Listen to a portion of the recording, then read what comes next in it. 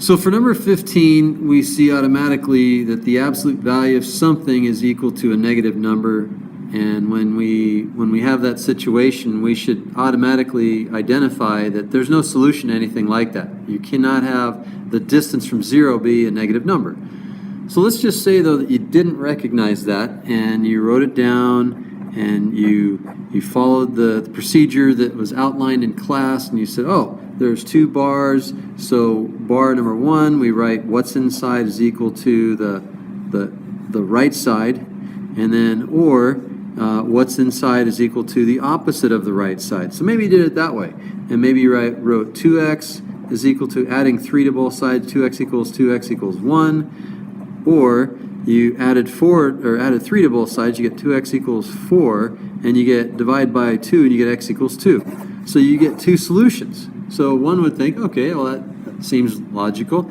Well, we always have to check the solutions in an absolute value equation. So let's check x equals 1.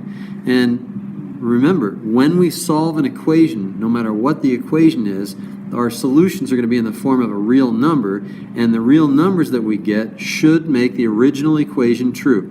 So we have this original equation, and we have 2 times something, and that 2 times x minus 3 equals negative 1. So that x, when x is equal to negative 1, we write 2 times negative 1 minus 3 equals negative 1. So that's the question. Should be a positive 1.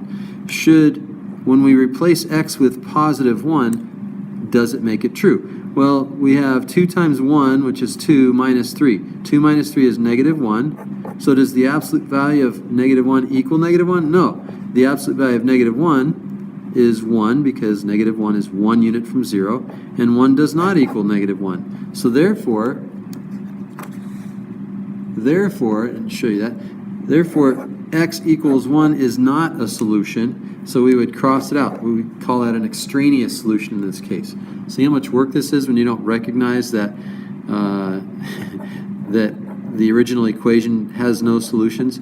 So if we check x equals 2, we're going to put a 2 in place of the x, and so putting a 2 in place of the x, we do that, 2 times 2 minus 3, and does that equal negative 1 absolute value? So inside the absolute value bars we have 4 minus 3, that's 1. Does the absolute value of 1 equal negative 1? No, because the absolute value of 1 is 1, and 1 does not equal negative 1, so therefore x equals 2 is also not a solution. We call it an extraneous solution. So back to the original, taking 2 seconds to do that, when you recognize that the absolute value of something can't be negative, you just write no solution. And algebraically, that's what you see there.